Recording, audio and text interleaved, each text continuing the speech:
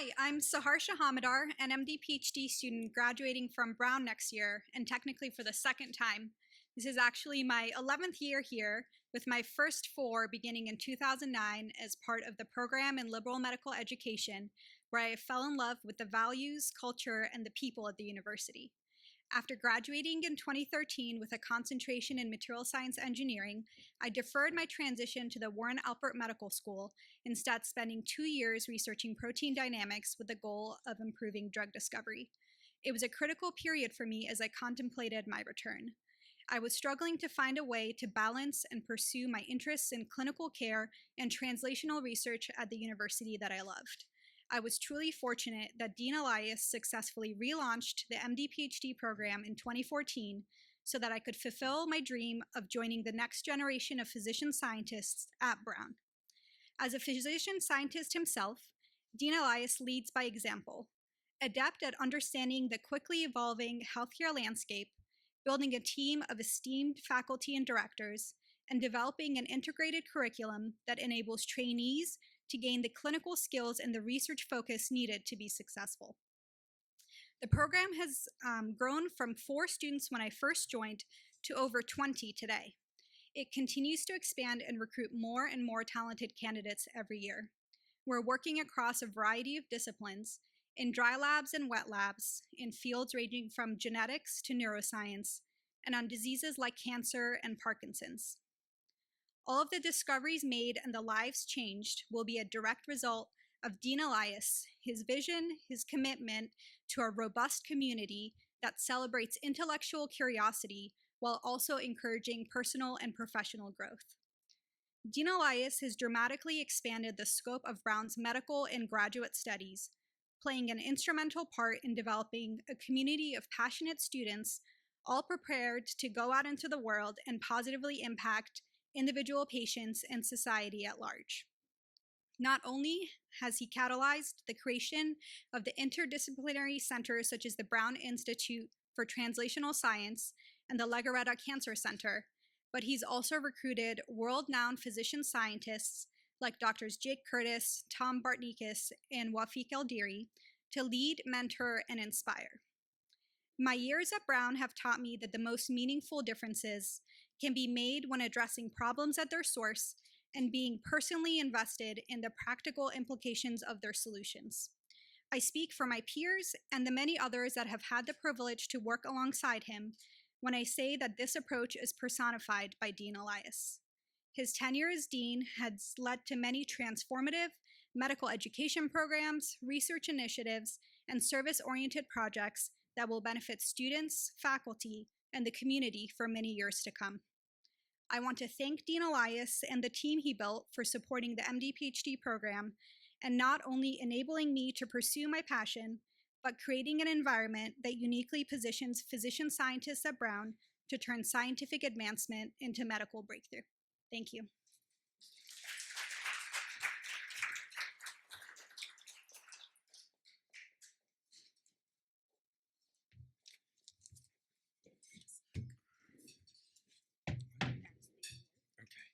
Give it to him at the end.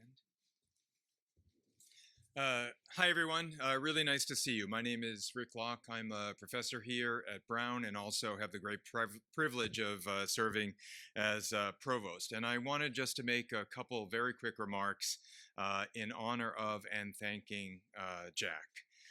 First of all, and I think it's very obvious to everyone here today, is to thank Jack for his amazing leadership at the university these past almost 9 years. Jack and I joined Brown roughly at the same time in the summer of 2013, and we have over the years spent a lot of time talking about the university and its many opportunities, as we say, for growth and development. Jack has been actually an excellent colleague and a good friend. And when I became provost in the summer of 2015, he very patiently tutored me for months, actually, every single week in his office on how med schools work, how health systems are supposed to work, and he convinced me that for Brown to be the world-class university we all aspire it to be, we need to have a world-class academic medical center. And this is important not just for improving health outcomes here in Rhode Island, but also for the ability of this university to deliver on its core mission, which is to do world-class and cutting-edge research and connect that research to solving some of society's great challenges. Jack has been a truly transformative leader here at the university. And his accomplishments, and you'll hear about them, and you already have started hearing about them this evening, you'll hear more as well. They're really too long for me to list, but I do want to call out a few that I think are real high points. The first is, of course, this vibrant community of the medical school, which I think is really great and wonderful. You get some practice over time. But what are the major things? One is he grew the research profile of this division significantly, over 100% in the last 5 years, and as a result, because of that, the university has grown its research profile over 50% in the last 5 years because of the work of this division. He diversified the medical school class and raised its selectivity. And so now this medical school is one of the most selective and diverse medical schools in the entire country. This is something that people often don't know about Jack, but he was actually a champion of both the selectivity and the diversity of this medical school. As we just heard, he reestablished the MD PhD program, and yesterday there was an event here in the med school, and I was blown away by hearing about the research that was being done by these physician scientists in training. He has worked tirelessly to establish the new Alzheimer's Center, working with Wafik, the newly established LaGuerta Cancer Center. He launched a hugely successful Gateways program, and he raised over $220 million for the division. The Division of Biology and Medicine, one of the great successes of our campaign has been this division, and that's because of the tireless work of Jack.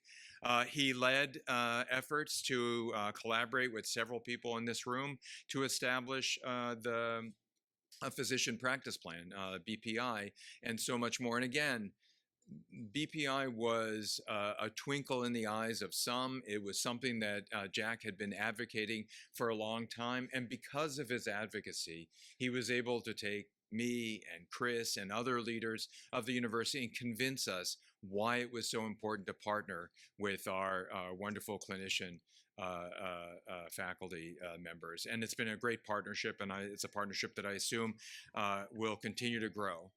And while he's doing all of this, Jack remained active as a researcher.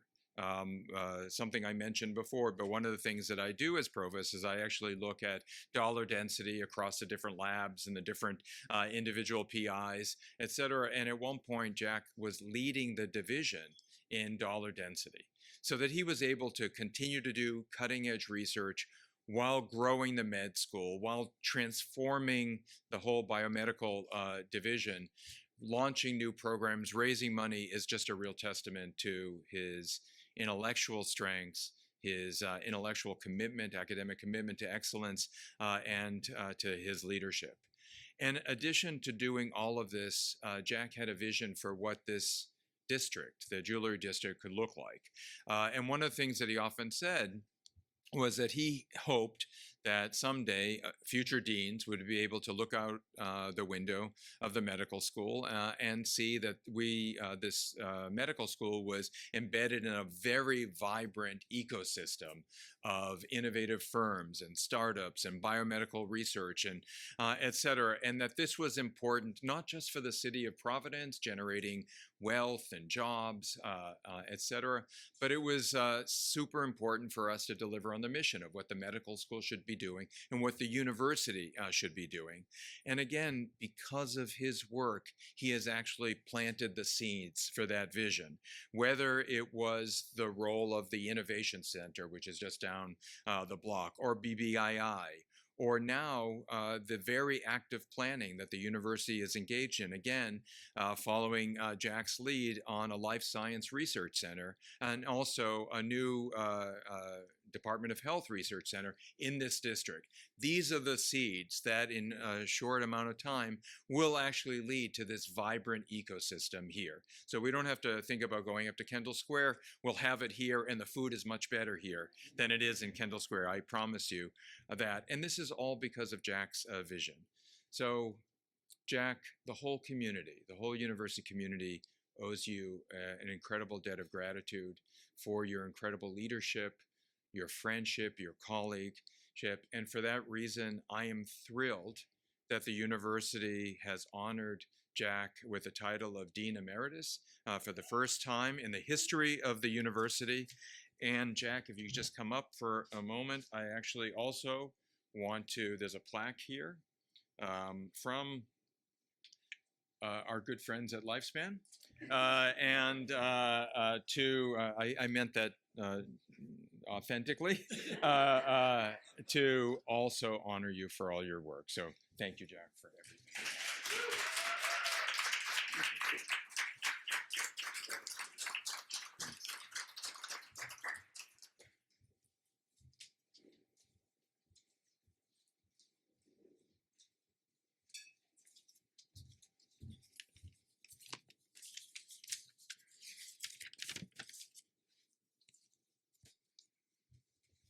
Hello, everybody. Is Jake here?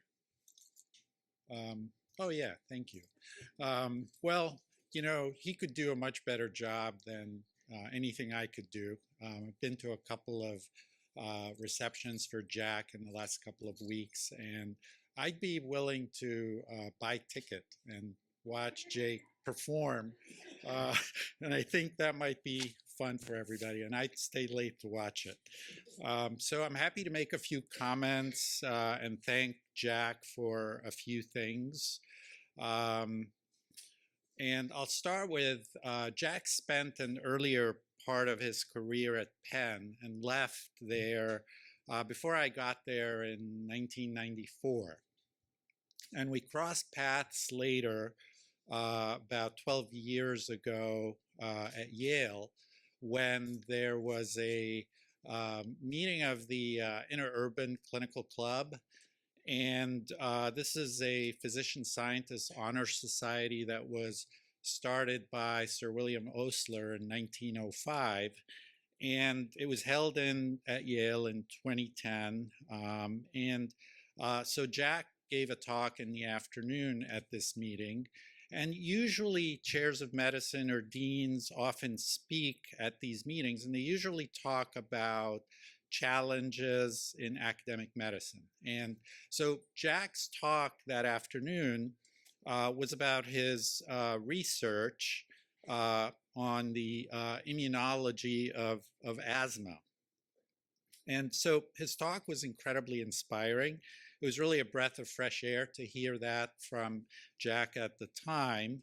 And this came after he had just published 2 papers in the New England Journal. And so I thought I would tell you a little bit about chitinase 3-like 1, one of Jack's favorite proteins. So he had published a paper that in the New England Journal that chitinase 3-like 1 is upregulated in the lung and in the serum of patients with severe asthma.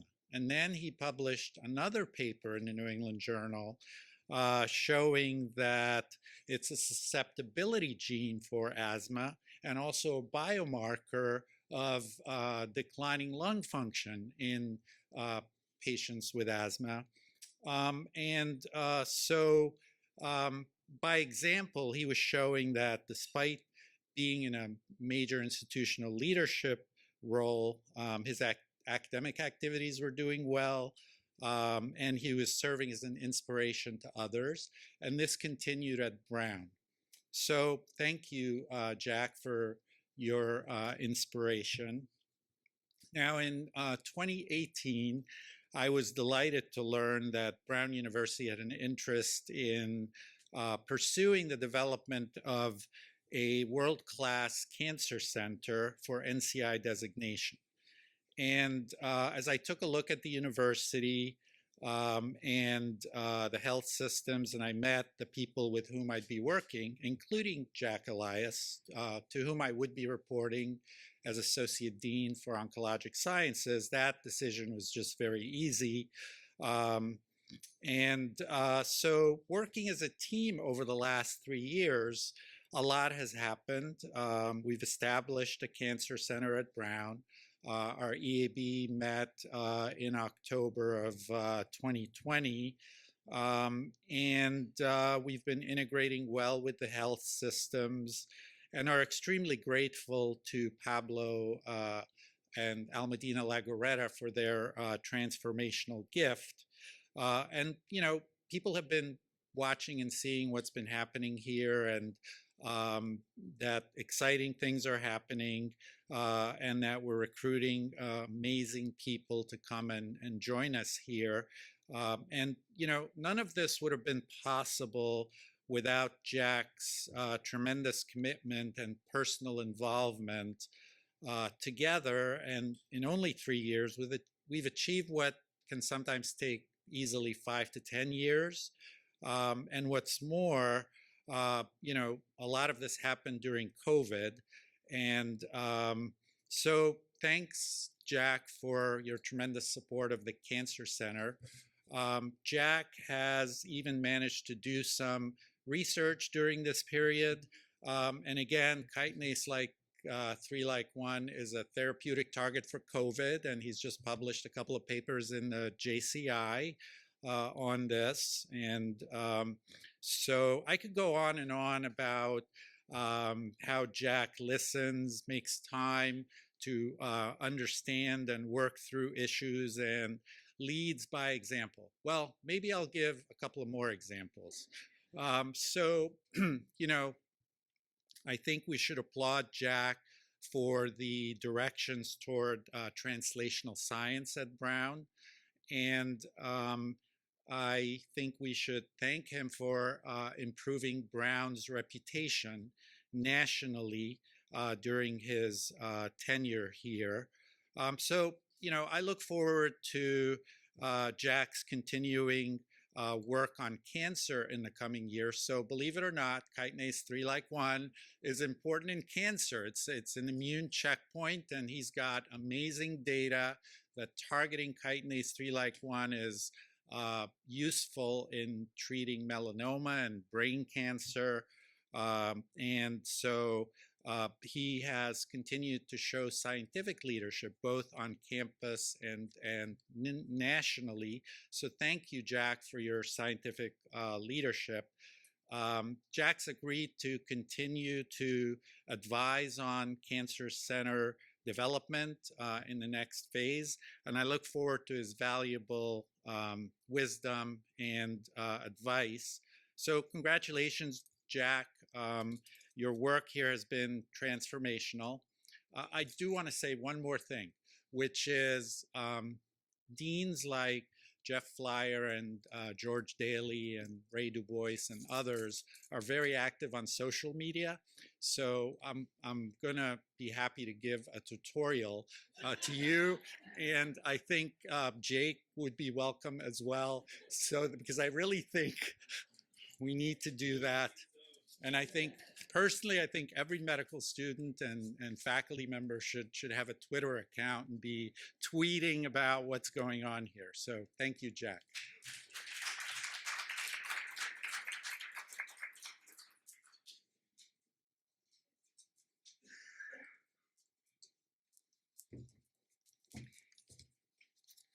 Good evening, everyone. I'm Phyllis Dennery. I'm the chair of pediatrics here and also the pediatrician in chief at Hasbro Children's Hospital, Rhode Island Hospital, and a professor of molecular biology, cell biology, and biochemistry. It's really a great honor to have the opportunity to add my remarks to Jack Elias, to celebrate Jack, an exceptional individual who has done so much to support the clinical, research, and education missions of the Warren Alpert School of Medicine at Brown, and most importantly, a friend.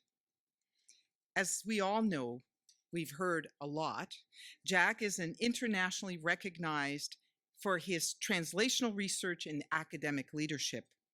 But what we haven't so much heard about is how Jack is also an exceptional clinician who is deeply committed to utilizing his research and his encyclopedic knowledge to improve the lives of patients. His research is really targeted to improving the patients who have pulmonary conditions in their lives.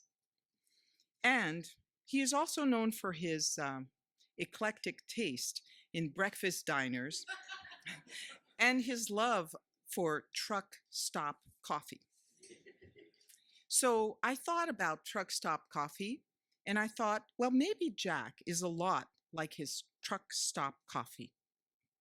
As with his coffee, Jack has grit. He learned to quickly adapt to a very radically different system than where he came from at Yale. But he came with resolve, and he saw the great potential for integration of complementary health systems so that we could provide complete services to our patients here. As with the coffee, what you see is what you get. No subterfuge, no pretense. He can be trusted. His words mean a lot. We have had so many experiences where I said, can I really believe what he's telling me? And if it was within his control, Jack did exactly what he said. As with the coffee, he's also undiluted. Jack is passionate and clear about his vision. He is one of the biggest reasons why I'm here. His vision of excellence across our 3 missions resonated very deeply with me and made me convinced me to come. Truck Stop Coffee is also available when you need it. Jack takes time to discuss issues that pertain to the 3 missions, and he's equally committed to all of his chairs, whether they are at Lifespan, in BPI, or in Care New England. No matter where, he trusts us and he takes care of us. Lastly, that coffee sure leaves a mark, either on your shirt or on other things, and he will be remembered because he'll leave his mark. He's left his mark. He is transformational. You've heard that many times, and it's absolutely true. He's a transformational leader, and it'll be very difficult to fill his shoes. Jack, thank you so much for your dogged pursuit of excellence, your support for the faculty in all 3 physician practices, and despite our many breakfasts together in the last almost 7 years, believe it or not, thanks for sparing me a breakfast at the Seaplane Diner. Thank you.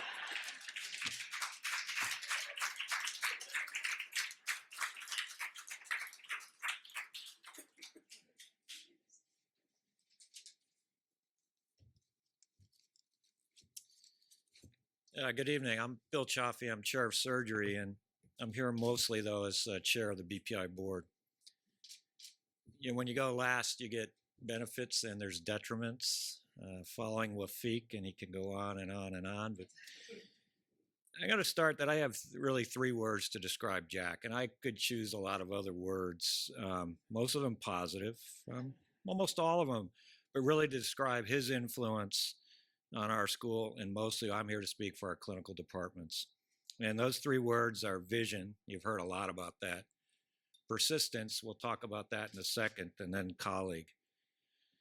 One has to consider Jack's in my first meeting, however, to put this in perspective. And then you might wonder why they even asked me to talk. It was either a spring or summer day. It was a weekend, and I got a call from Sharon Round saying, the finalist for the dean's job is going to be in town. I'm having lunch with him at the Cov at noon. Could you meet him for coffee at 1? Sure, why not? I had a 7 o'clock tea time. Don't hold it against me. I played. I had lunch. I went over to the Cov thinking, well, we'll have coffee. I hadn't met Jack before. And the first thing he does, he looks at me, he says, we're going to your office, right? I said, okay. I had a golf shirt on, I had shorts on, I had my golf clubs in my car. Not the best way to meet your new dean. We went to my office, and an hour into it, he got a text. He's supposed to be looking at a house. 2 hours into it, he got another text, and then at 3 hours, phone calls and texts were going. We spent those 3 hours, however, with Jack. I thought now I was interviewing for a job, which really worried me. But we spent the 3 hours talking about the relationship between the school, the healthcare systems, the fragmentation, the this and the that. The bad part was I'm not sure he actually believed me, because I would describe our first year relationship as one that wasn't going to lead to a successful marriage. And the problem was I thought I would be the casualty from that unsuccessful year. But let me talk about his vision then. And I think that that's where Jack and I and my colleagues in BPI saw a lot of stuff in common. You've already heard how Jack came with a very ambitious and broad vision for the school. And it went across all of our missions: teaching, education, research, etc., and clinical care. And having now had 6 deans in my time as chair, I would say, and it's not to criticize my previous deans, but this was really the first dean that was interested in understanding the clinical departments, our needs, how we interacted with the school, what our needs were, and how we could help the mission of the school. So Jack came with, as I said, a broad mission. And we've already heard a lot about the things that he's accomplished in terms of research and other things. But he was instrumental, as Rick pointed out, in the formation of what is BPI. And he truly believed that we need a unified physician practice plan, an integrated physician practice plan, not just for BPI, but for all Brown faculty. And that was his vision from the get-go. Most of us in this room understand that we are fairly fractionated here. You choose whatever word you want. But he understood that investment in the clinical departments was necessary. And Rick alluded to already how he convinced the provost and he convinced the president of Brown that if we were going to grow across our 3 missions, investment in the clinical departments was an absolute necessity. And although we haven't achieved everything we want in the formation of BPI, it would not have happened, and the investment in BPI would not have happened without Jack's leadership in that area.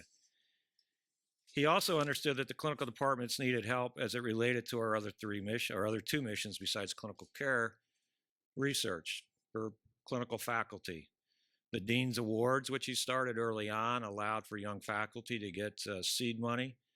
But just as important, as painful as it was for the clinical chairs in BPI to pay a dean's tax, otherwise known as a dean's assessment or an academic assessment, the reality is he put more money into it from his budget, and I'm sure from Rick's budget. And we got that money back to build collaborative research across departments, something that was lacking, and across the hospital campuses and the clinical departments and the med school. So Jack, BPI indeed would not have occurred without your vision for that. Persistence. One can look at persistence in 2 ways. Sometimes it's a good word, sometimes it's not. If someone can be persistent, we might call them single-minded. We could choose other words for that. Or one could describe persistence in a way that you have a vision and you're going to seek ways to realize that vision. And I would call that the collaborative approach. I'll highlight 2 things about Jack in that regard. It all is about the formation of BPI. We were struggling. We had our consultants and lawyers. The school had their consultants and lawyers. Really weren't going anywhere. And we're sitting at a meeting one day and Jack says, you know what, we just got to throw the lawyers out of the room. And we did. And so the 6 chairs that now make up BPI, the school sat down, we established a vision, what we wanted, and then we invited the lawyers back in to help us with putting it together in a legal way, so none of us had to wear an orange jumpsuit in Cranston. There was one other thing he did during that time, though. Brown was investing. They put a lot of money into this, and rightfully so. They deserve reserve powers. So we're sitting in that room over there one day, and we're talking about reserve powers, and I was sitting to Jack's right. And all of a sudden, I understood that I was now negotiating for him for more reserve powers. And I said, what am I doing? I'm supposed to be negotiating against him. And Jack said something that was really, I thought, really good hearing it as a clinical chair. He said, if I need all those reserve powers and this is a failure, so I need one thing, that if this isn't going to work, we dissolve it, because then we all just admit we failed. But I don't need all those other reserve powers. There's some people who have been alluded to up the street, maybe a mile from here, that I wish they understood that concept. I think the last thing, I'll say about his persistence is he was able to compromise without sacrificing principles. I think that's an incredibly important character attribute. And then colleague and friend. As I said, we had a rocky first year, maybe 2 years. I've forgotten it all because the last 6 years have been one as colleague and friend. Jack listens, he understands, he tries to be pliable. Coming from a surgeon, that's a compliment, Jack. Adapt to our environment. It's been 3 years since I've heard that word Yale. Now it's just that place from the South, and I'm appreciative of that. But really, you have helped the clinical departments in BPI through 2 particularly bad years for all of us. You've understood the economic impact of COVID, the effect on our research and clinical care, and more importantly, the effect on the morale of our faculty. So on behalf of my BPI colleagues, Jack, we're going to miss you as Dean. I'm going to miss you as Dean. I wouldn't have said that 8 years ago. I truly mean it from my heart today. Your ability to help what I hope and you hope, and I hope the clinical leaders in the audience here, that we will build this unified practice plan, has been alluded to by Phyllis, not just for the BPI members, but those in the other practice plans in our 2 healthcare systems. So again, Jack, on behalf of my BPI colleagues, we wish you the best, and we hope to see you around, and we hope you still be able to help us on the formation and evolution of BPI. Thank you.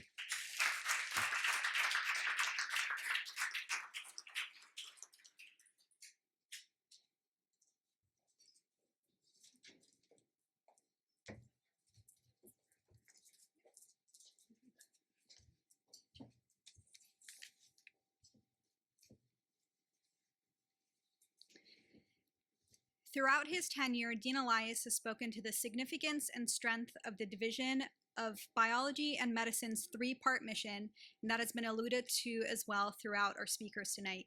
He often uses a specific metaphor, comparing that mission to a 3-legged stool. A 3-legged stool will sit stably on an uneven surface, as the ends of the 3 legs are always in the same geometric plane. If just one of those 3 legs gives out, the entire project is thrown off balance. Dean Elias's 3-legged stool represents clinical care, education, and research. And fortunately for us, he's had a transformative impact on all 3 areas, while also exhibiting exceptional leadership, innovation, and compassion. Dean Elias, would you please join me up on stage?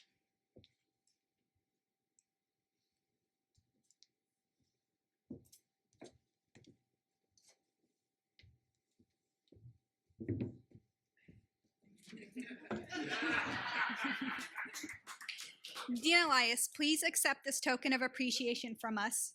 We will never forget the 3-part mission or the values you've instilled in every student walking through these doors.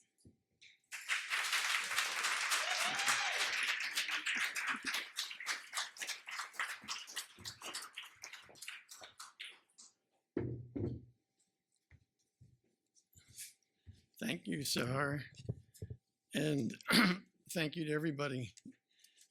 This has been quite a night. It's a very bittersweet night for me, but it is something that I will cherish for a long time. I'm honored that so many people came and at all the nice things that were said.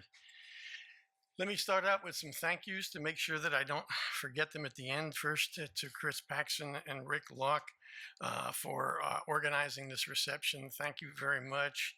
To Kaylee Burns and her whole team for putting this on. The beauty of this place always strikes me when we use it in this central way. Let me also thank all the speakers to take the time and put together the talks and to say the nice things that you've done that I have interfaced with you on is a very it's a moving experience.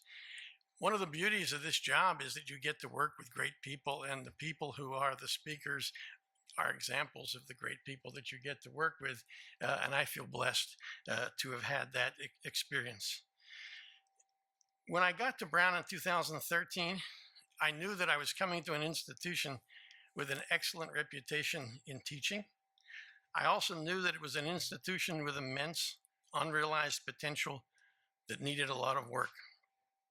At the level of the program in biology, which is the major teaching arm of undergraduate biology and the basic science arm of the medical school, we had a program that was in deep debt, that avoided disease-focused research, and as a result, there was minimal interaction between the program in biology faculty and the clinical faculty. And there was in general, inadequate focus on research and a specific inadequate focus on undergraduate research. Around the time that I got here in 2013, things were happening in the medical world that were very important. In particular, medical schools were sort of breaking into two camps. There were schools that were going to ask and answer questions while training future thought leaders. And there were schools that trained future clinicians and did a wonderful job, but were not looking to change things from a thought and knowledge perspective. When I looked at what was going on here in Providence, I had concerns that this medical school was heading toward the latter category. A lot of that was due to the massively dysfunctional structure that we've inherited, and you heard some jokes and comments about that from the others. But let's be realistic. We had Lifespan and Care New England going at each other almost all the time. Many people asked what it was like, and I said it was kind of like being the dean was kind of like being Switzerland in the middle of a European war. And you couldn't do one thing for one of them without doing something for the other one, and vice versa. You had faculty employed by hospital systems, foundations, and private practices. There was not an appropriate commitment to science and research. There were inadequate collaborations between the faculty in the program in biology and the clinical faculty. There was the impression from many on the Hill that Brown should not even be in the business of professional training. And then there was the impression on the clinical side that Brown did not value them.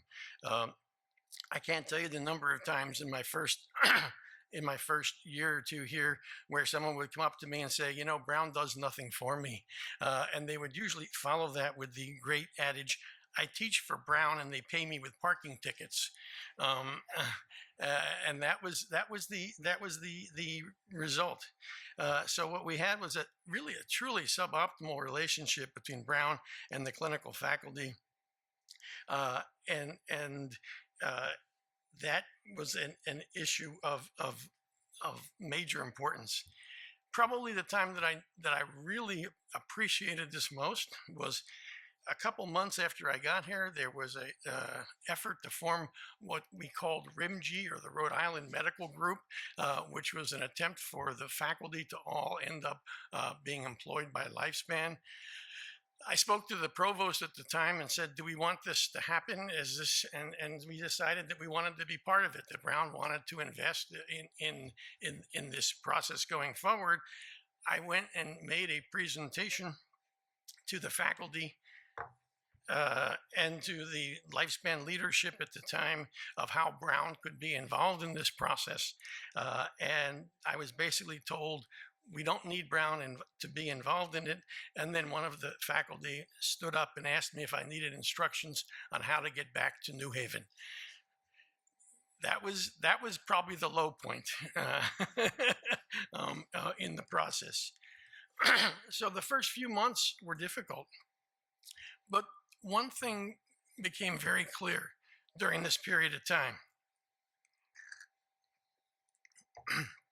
The more I talked to the faculty, the more I met the faculty, the more I realized what kind of wonderful people we have on the faculty. And I was absolutely convinced that this is a place that could really do great things. Now, I don't have the time to talk about all the things that we've done, and many of them have already been mentioned, and I'm grateful for the comments of others. What I can tell you, though, is that we have successfully negotiated culture change both in the program in biology and culture change in the clinical side. The program in biology now is in the black. It was losing money hand over fist when I got here. It's bigger, stronger, and more diverse than it's ever been. With the formation of the Brown Institute for Translational Sciences, we are now committed to studies of disease pathogenesis. And I'm actually pinching myself when I think about the last 3 centers that were formed in the program in biology on the main campus. One was on Alzheimer's disease, one was on translational neurosciences, and the third is biomedical engineering. These would never have happened when I first got here. The result is that the clinical faculty and the faculty in the program biology are now colleagues, they're now collaborators, they work well with each other, and it's truly impressive to see what they're doing. And it's also very impressive now that last year we had over 400 undergraduates doing research in laboratories on this campus. A truly different place than it was before. On the clinical side, I don't need to tell this group that Lifespan and CNA have gone from being enemies to colleagues trying to merge. Now, that's a sad thing to say right now after the events of last week. And we all saw the proposed merger fall apart last week, and we all don't know what's going to happen going forward as things go.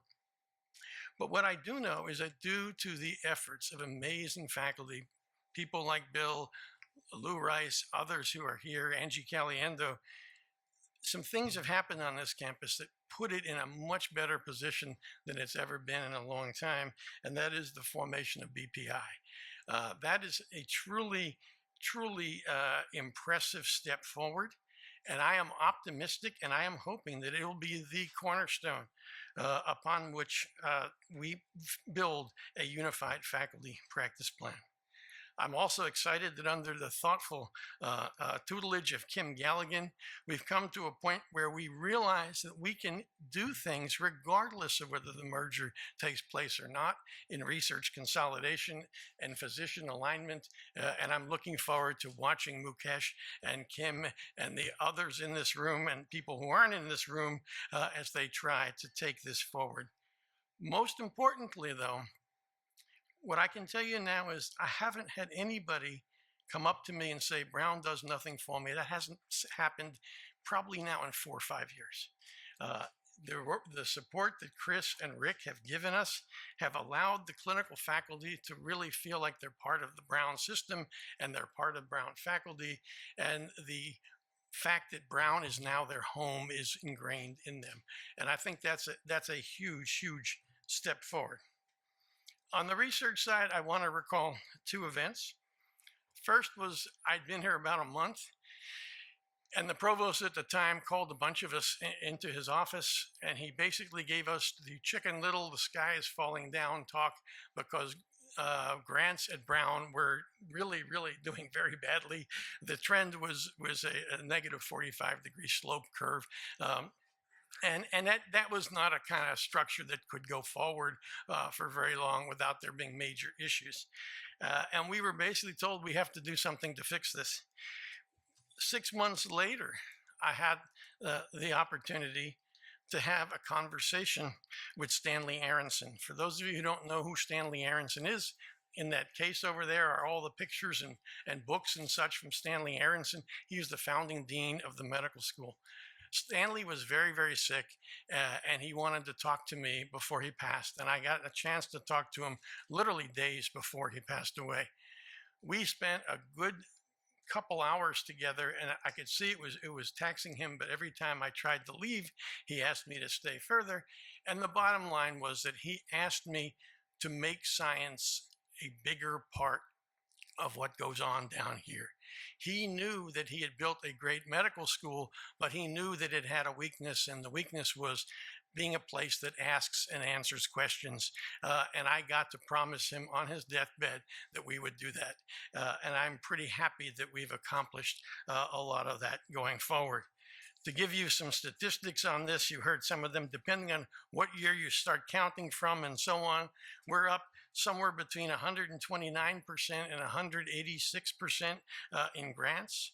We now, for the first time, have a CTR grant, which is the campus-wide infrastructure grant, which is $20 million a year. And the collaborations between the basic science faculty and the clinical faculty have led to 11 multi-million-dollar grants called COBRE grants, which is a tremendous, tremendous accomplishment. And Rick already mentioned it, but we're now at a point where I do think future deans will be able to look out the window here and see a biotech ecosystem based on BBII and the great science that's taking place. One of the amazing examples of that you heard already talked about by Wafik. Think about this for a second. 3 years ago, we didn't have a cancer center. We now not only have a cancer center due to his great efforts and the efforts of others, we have an endowed cancer center. So this is a truly wonderful thing, and it's just the beginning of where this can all go. There's one more thing I want to say before I wrap this up, and that is I want to tell the faculty how impressed I am by them. One of the things that's amazed me over and over and over again over the last almost 9 years was the fact that for a good bit of that time, Lifespan and Care New England were fighting with each other, yet the faculty didn't fight with each other at all. The faculty understood what was important. The faculty worked well together to care for patients. They worked well together to do research. They worked well together to teach. They didn't let the arguments from the executive suites get in the way of what's really important about a medical school and an academic medical center. And that's very hard to do. That's a sign of maturity. It's a sign of vision. And I have to congratulate over and over and over again the faculty for being able to handle that complex circumstance in such a professional way. It really, had that not happened, we would not have been able to do any of the great things that we've been able to do. Let me just close by saying that it has been an honor to be the Dean of Medicine and Senior Vice President for Health Affairs. I especially need to thank a whole mess of people, and I'm sure I'll get some wrong and I'll miss some, but let me give it a shot. Again, Chris, Rick, Sam Menkoff, thank you for having faith in me. Thank you for bringing me to Providence, and thank you for the support of the programs. I've had the joy of working with a tremendous team on a day-to-day basis. Kim Galligan, Shelley Sear, Alan Tunkel, Ed Horat, Roxanne Vries, Sharon Rounds, Kaylee Burns, Joe Diaz. For part of that time, Shante Delalue, earlier on, Glenn Tung and Lindsey Graham. You folks will be in my heart forever. I'll think of you especially at 8 o'clock on Monday mornings when I'm in bed wiggling my toes under the sheets and you guys are busy having your meetings. So I thank you. I need to thank Jim Green and the others in the Office of the General Counsel. Those of you who work with us know that we've bothered them an awful lot over the last 8 years. And every time Jim was there for us, he was in a great thing. I need to thank the faculty. I specifically also need to thank the chairs. We have some of the best chairs in the United States. And we had chairs that were willing to form BPI to take us in a different direction, in a new direction, to try to make us go ultimately to where we needed to go. And that was a real brave and a real visionary move. And I thank you all for that. I need to thank Lifespan and CNE leadership, including many, many people, but Tim Babineau and Jim Finale and Ray Powery. We didn't agree all the time on everything, but we found a way to work together. We found a way to be friends with each other. We found a way to try to come up with a win-win on all issues, and that has allowed both places to move forward, all three institutions to move forward. I need to thank Christine Huntley. I know she's here somewhere. She's probably chasing the little one around there. He's still awake. That's great. Thank you for everything. I could not have lasted even this long without you.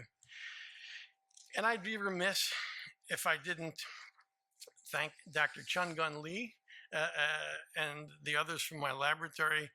They've managed to keep me academically productive. We've managed to get program project grants, R01 grants, Department of Defense grants, and so on. And I also need to thank my wife and my daughter for putting up with me.